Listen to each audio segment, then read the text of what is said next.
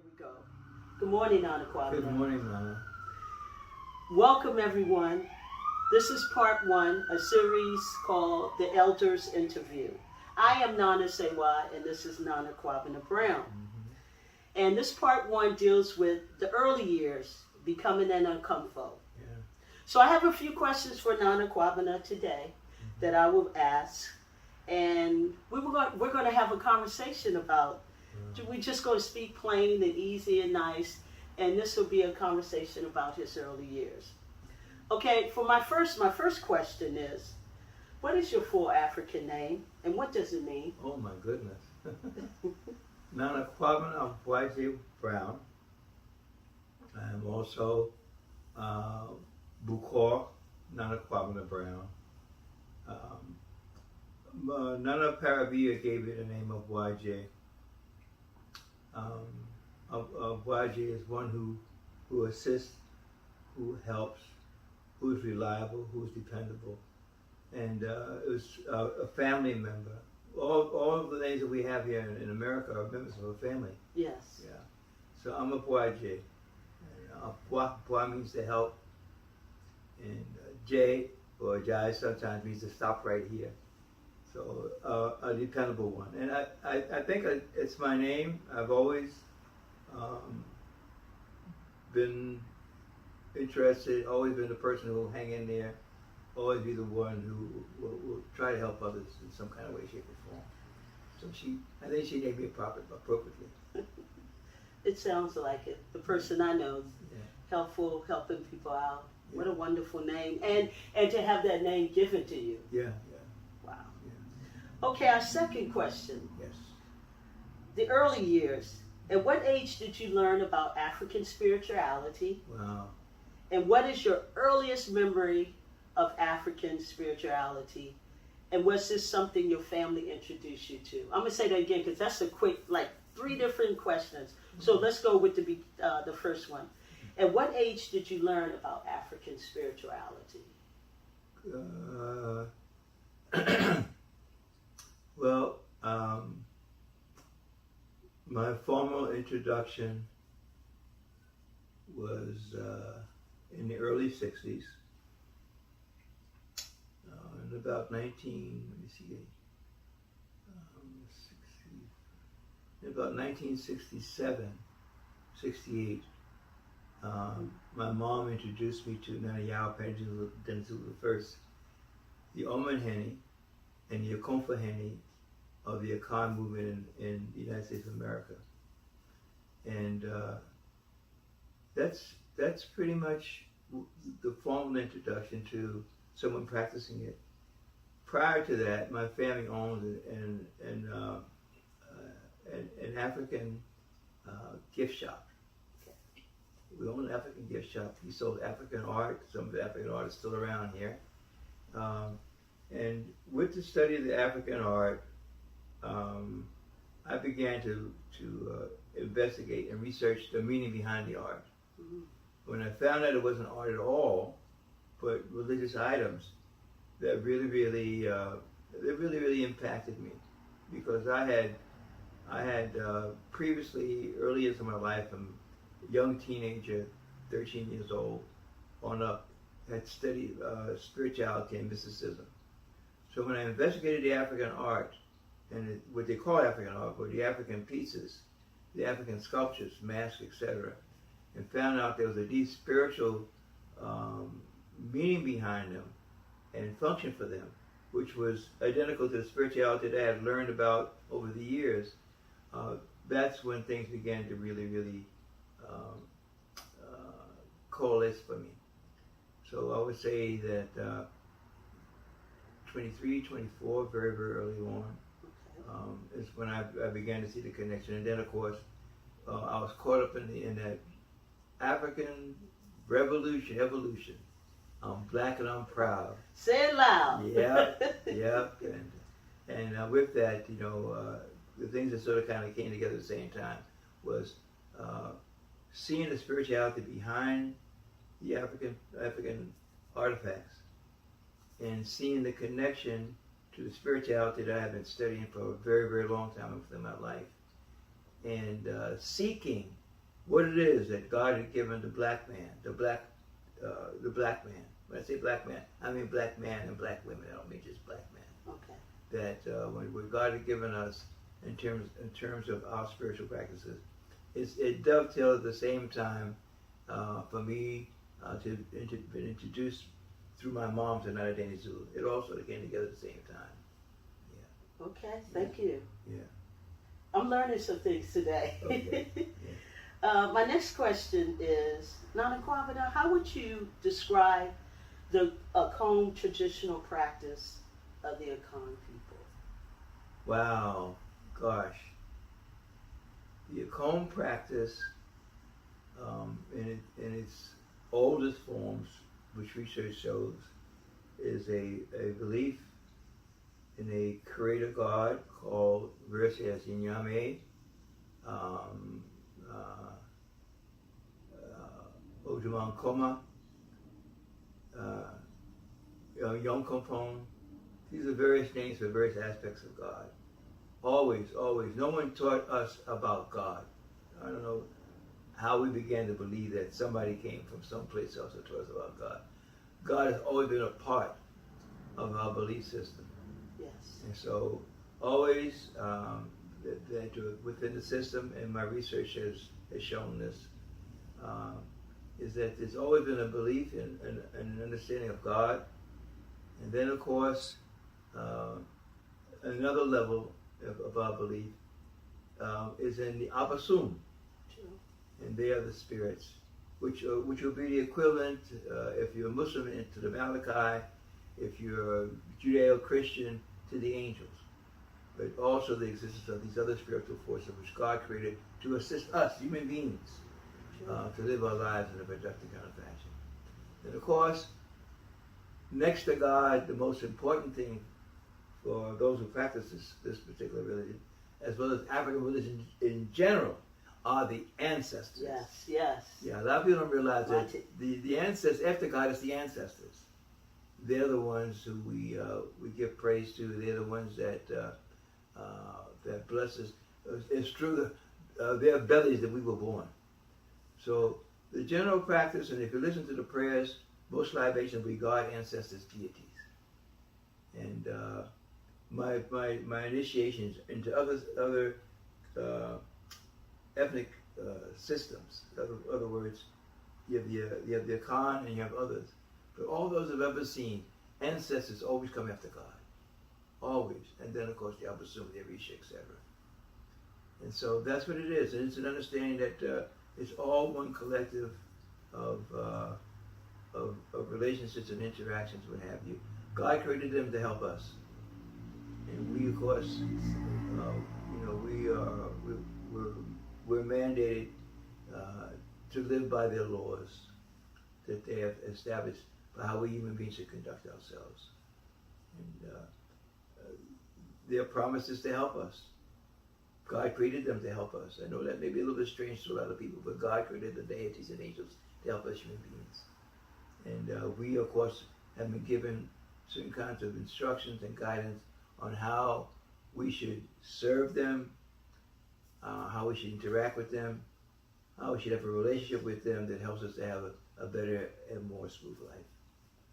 And so that's basically the way that it is. For us here, there are many gods for the Akan, but the main one that we have is Kwabena. She's the one, and then she has many supporting deities that work for her, like Nana AC. Nana AC is, don't tell anybody I said this, but she's my favorite. Don't tell anybody. Okay, we won't tell anybody. Don't tell anyone. Nana AC, Surgery, Adade Kofi. These are the ones that assist Nana Okonadi, who is a particular spirit within the Akan pantheon. Not the only one. Not the only one. There's another very powerful god within the Akan pantheon, and that's the tunnel gods. But they all respect each other. They all respect each other, and they respect those which are not in the Akan. The guy have Wolome. They all give each other equal respect. And so for us, primarily, our first introduction was through Nana Panyin, also referred to as Nana Quantity. Sure. And the ones that work for her are Nana AC, Nana Surgery, Nana De Kofi, and some other spirits of various dimensions, etc. And that's the way it is. We follow their laws. We come there for help. By all means, that's what God created them to do. And we have a good life. So. Well, thank you, Nana Kwabena. Yeah. Because it's a that was a big question, and I appreciate how you gave it to our community in a way that people can understand. Yeah. And so I would encourage you to go, everyone who's who will watch this, to go do the research, go out and seek and come back and talk to Nana Kwabena Brown or the other priests in the community. Thank you for that. Oh, God bless you. Thank you. My next question is, Nana Kwabena, why did you become a priest? Who trained you? Oh my God. And how long was your training? Wow. And I'm gonna start with that, and then I have another question, a couple questions. It's about the life of training as a Okomfo and latte. Yeah. And so I start with that. Why did you become a priest? Who trained you? And how long was your training? Wow. It's a big question, really. Okay. When I organized here in Washington, D.C., Yes. I organized as the Ochimi for Pasunji Mawadzi. Okay. That was my relationship with Nanadene Zulu, who we used to bring down here regularly. We used to bring him down here a couple of times during the year, and so that gave me in 1973. For $250 round trip, if you can believe it or not, we went to Ghana and we formally met Nana Akufo-Hima Parabia. While in Ghana, at that time, at the Shrine in Latte, I didn't go there for anything other than to be Ochimi. I was a black revolutionary freedom fighter. That's what I was. I was big afro, beard and all that kind of stuff. And really just was helping to get something established in Washington, D.C. that would help our people to understand and get involved with African religion and spirituality. Okay. While in Ghana, I developed a relationship with Nana Parabia and with her chief deity, Nana Panyin, as well as Nana Surgery. All right. So when I got back to Washington, D.C., at that time, I was married to my children's mother. I have 4 children, but only that one woman is the mother of these children that I have. And so when I got back to Washington, D.C., after interacting with Nana Parabia and with her chief god, Nana Panyin, and also by interacting with her surgeries, Ochimi Kojo Danko, who took an interest in me and began to teach me some things and show me some things, which really got him into a lot of trouble. It got him into a lot because he was not authorized to do it. Okay. But he gave me information. He took me to sit in front of Nana Parabia, get the mark for my arm. A lot of things which were not authorized, but he did them anyhow. Okay. And as a result of that, I developed a relationship with Nana Parabia. And to make a long story even shorter, when I got back to Washington, D.C., when I was here for about a week, and this is why I mentioned my children's mother, who's now a big Okomfo in this order, that when I got back, about a week after I got back, the entire house shook. It's a big house. The entire house shook 3 times. And all the dogs in the area howled, "Ow! Ow! Ow!" And I wrote Nana Parabia and I told her what happened. She said, that was Nana Panyin, Nana Corday, telling you that what you saw in Ghana, and which experience was not make-believe, was not to be forgotten. Hey. And so when I spoke to my children's mom, after the house shaking and the dogs making that noise and stuff like that, I didn't want to project anything. I asked her, did you feel anything? Did you experience anything? She said, yes, something came into the room. And it opened up a book and it pushed my face into the book. Wow. And when I mentioned this and wrote back and forth, they said, without any knowledge, I didn't have any knowledge that she would be such a big person now, but it was saying that not only will he have to be in this religion, but you have to be in it also. So the energy that came into the room, the big God, not the Panyins, Yes. pushed her face into the book, that she would also be a part of this. And of course, along with that back and forth conversation with Nana Parabia, was that I, Kwabena Brown, was ordained and destined to undergo training to the shrine. And that's the story. That's the whole story. You know, I'm loving this. Yeah, that's the whole story. I didn't know this information. Yeah. I'm loving it. And it goes right into my question, the Yeah. next question, and that's who is the name of the con spirit you trained to? A lot of people think that I'm just a Tikere priest. Okay. No. I am the official priest of a surgery in Washington, D.C. Chief priest of a surgery. To the day I die, that will be my title. No one else has that title, because I'm the one that Nana trained, ordained, and she set up her second shrine for a surgery. Is right across the hall. The first shrine for a surgery in America is the shrine of a surgery in New York. Okay. What was then Busum Jamawazi, which is now, my goodness gracious, it'll come to me. Okay. But they've done some transitions. But that same shrine, that first shrine, is still with Nana AC and Nana Ajiba. Yes. That's the first shrine for a surgery. And the second shrine for a surgery in America is the one that's right here. Wow. 1501 T Street Southeast. Yeah. Which the old lady came, she set it up herself, etc. I remember the time when Nana Parapia came here. Yeah. To the house. Yeah. Let me go back to my questions. Okay, so can you share a memory of life, you know, being as an Okomfo?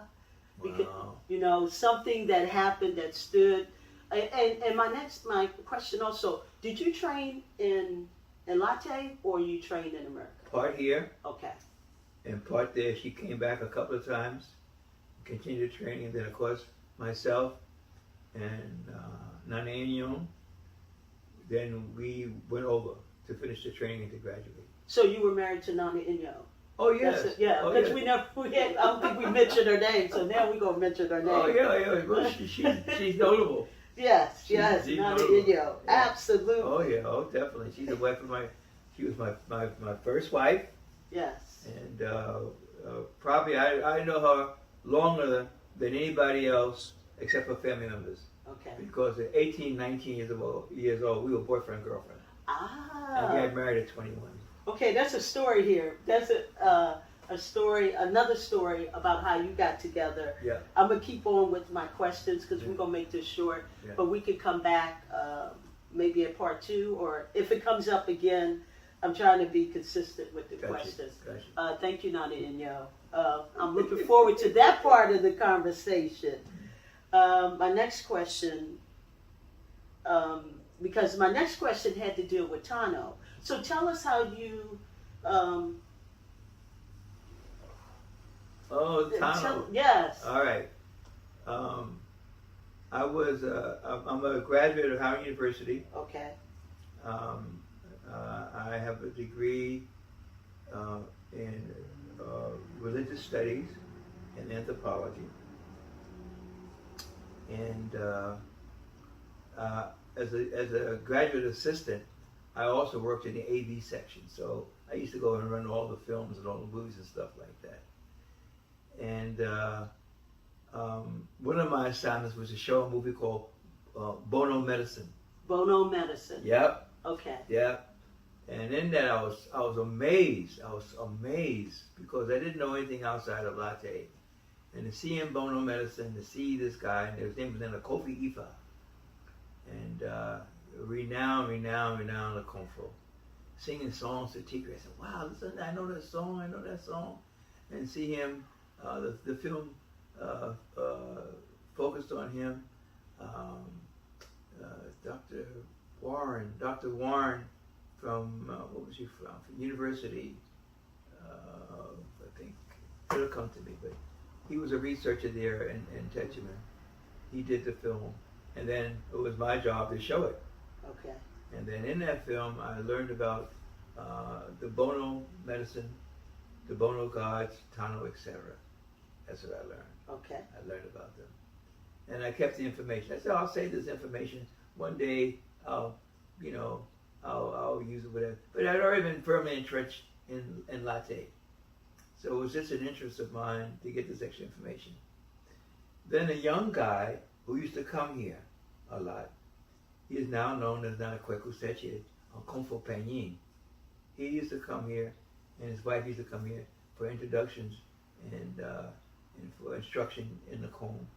I also introduced him to Nanehene Ama, yes, in Gochua. Okay. Yeah, the high priest. And so. So that's the high priest of. Your high priest. Yes. Nana. Your Nana. Oh. Yes. Okay. My Nana. Your Nana. Okay. By all means, he would come here. By all means, he was able to gain information from your Nana. Okay. All right. So, who has the new name Nana Nkoso Hima Operabia Bukwi. Okay. All right. So this young guy, because your Nana yes. was very close with Nana Insia yes. Opari, okay. right? Who helped her train and finish her graduation. Nana Insia Opari yes. helped her train your Nana Ama yes. and bring her graduation, right? That this young guy, he began to train underneath Nana Insia. Okay. All right? Began to train Nana Insia. And remember the connection. He met Nana Insia through me and also through Nana, your Nana, okay. who Nana Insia also graduated, etc. And he had issues. They put him under. Nana Insia put him under. And they couldn't figure out who his God was. They kept saying, Ada de Kofi. And I said, no. I don't think so. Because I've heard that sound before that's coming from his mouth. And that's not Ada de Kofi. That's Tano. That's what I've heard from Tano. Okay. And so what I did is the information that I got from the thing on Bono medicine, I passed it on to him. I said, you know what? If you don't think that a surgery shrine is what you should be doing, and I can tell you, I've heard that sound before, and it's not Ada de Kofi. Okay. I think it's Tano. He said, what should I do? I said, hey, I'm going to give you this address and phone number. I said, you write them. You write them. You write down a Kofifa, and I think they'll get you. He said, how do I know? I said, the mail is not private in Ghana. Everybody opens everybody's mail. I guarantee you, if you write that letter, it'll get to Nana Kofifa. And it did. And so began his journey as a very, very powerful and well-trained Bono priest. So he opened the door for me. Well, I opened the door for him. I held the door open for him. Oh, he opened the door for me. At any rate, after he finished his training, right? Then, because I knew that they also had Tikere there, yes. right? Then I began to make arrangements for me to go over and get their Tikere there. I'm the first one American. That's where we were going. Yeah, I'm the first American to get their Tikere. I already had Tikere through Nana Parabia. Okay. Part of my Tikere belongs to Nana Konadi through Nana Parabia. Okay. The other part of my Tikere belongs to Nana Subontin, the Tano god. So my Tikere belongs, I have Tikere from both places. So I began, when I heard the wonderful things they had done for Nana Sechi, right? I said, you know, well, it's time for me to go over. So he opened the door. I opened the door for him. No, he opened the door for me. Oh, well, at any rate, after he got settled there, I started communicating with them. Okay. And I went over and did some training and some initiations there. They are number one at that time. I don't know what's happened as far as medicines are concerned. That's the place. And so I had the Tigray already from Latte, but part of my Tigray belongs to Nana Quantity. Okay. And then when I went there, they said, we have Tigray here also. And that Tigray that we have, it belongs to the Subontin, the town of God. And so they initiated me again into their Tigray. So does this happen like this? I mean, this for me, that's why I'm asking the question. To have one Tigray and then go to another place and receive another. Very common. It's very common? Very common. Okay, I didn't know. Very common. If you go someplace and they have their Tigray nice and strong, maybe your Tigray is just very good at prophecy, divining. Okay. But my Tigray is very good at healing. Or yours is very good at those two things. But mine's a good witch catcher. Okay. Then you keep yours and you get one of mine. You hear that, people? Yeah. I knew that a lot of good information would come through to, this interview and his questions. That was something that I learned. That's a wonderful thing. I knew Tano and I knew Tigray and I knew Nana Surgery. So everyone else is getting to hear your story from you and how you came about through a comb. Okay, and so we're talking about the different types of shrines. We're talking about the energy. So what is an Okomfo? Okom means hunger. Okay. It also means power energy. Because hunger, because the God feeds us. Yes. You're a Nana, so you know what it feels like when the God comes on you. Absolutely. And so, if you come to a comb, the name of our religion is a comb. It's not called a Khan religion. It's a comb. Yes. Everybody in Ghana will say it's a comb. But the nature of a comb is that it feeds you. It feeds you. And the thing, give me the question again, make it on point. The question is, what is an Okomfo and how would you describe its role in the community? Okomfo is the one who has and carries the power. Yes. That's who she or he is. And once you step in, there's no really stepping back out. There are people who try to step in and they want to do something else, but they can never go around drum playing again. And they don't. They won't go near drum playing, they won't go near libation, because the God has been put inside of them. And once the God has been put inside of your head, yes, and your body, what have you, then that power is with you. And that power is something that you're supposed to use to help people, to help them to see the solutions to the issues, yes, to know what course they should take in terms of healing and medication, medication, I'm sorry, healing medication. And this is the wisdom that the Abasun, the deities, that they give us. They give us. So the purpose of the Okomfo is to carry the God.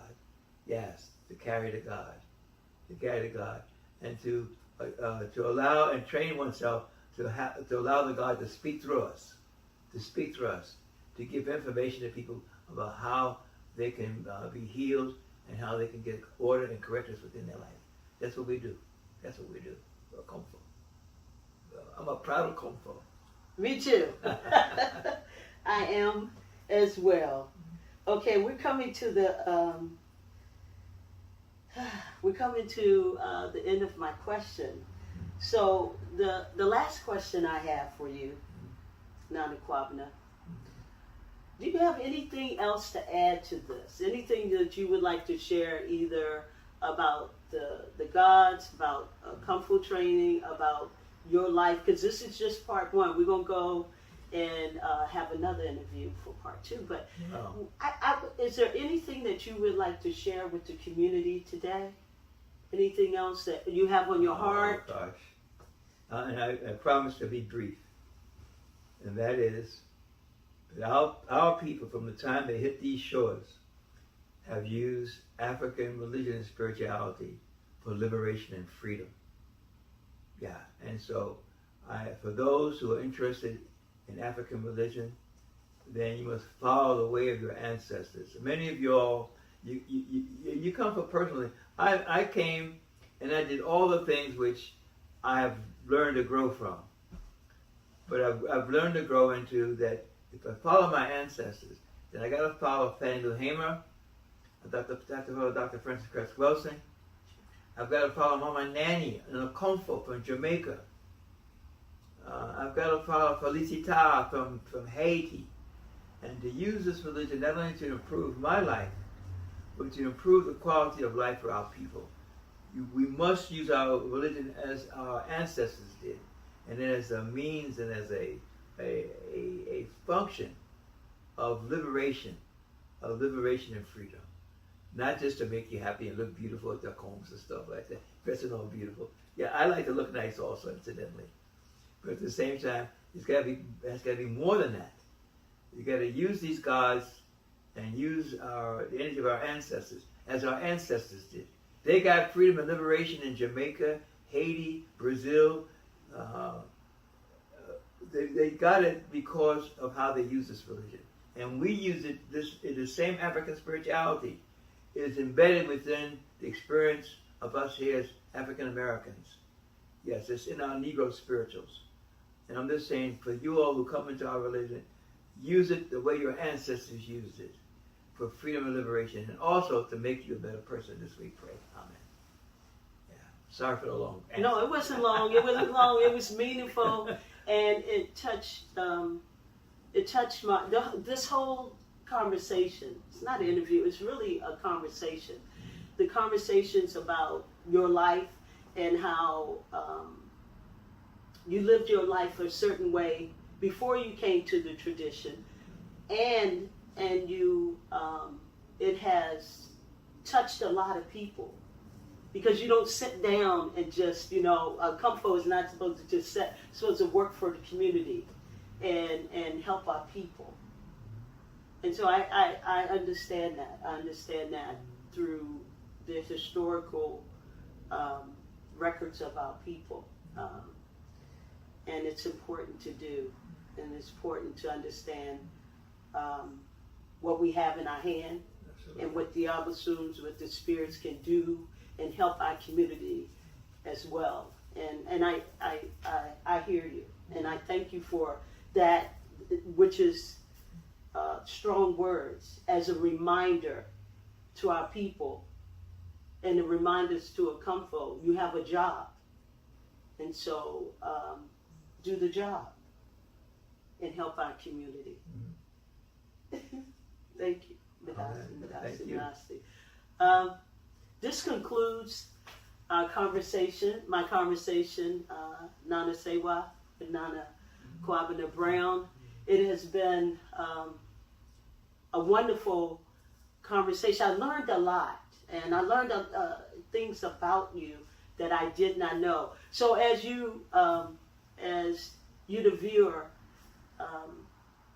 as you listen to this and watch it, give thanks. Give thanks to those, those ancestors, and make sure that you allow them to guide you in your life. That was for me, I understood that, but I love having you say that, Nana Kwabena. I love having you say that how important the role of those who came before us. Amen. So, thank you. Thank you very much. Thank you. You're welcome, and thank you for the honor of being the first. So I'm very, very appreciative of that. Yeah. Okay, so part 2 will be coming soon. Have a great day. Thank you very much. Alrighty. Thank you, Nana. Okay, Nana. Madasti. Madasti.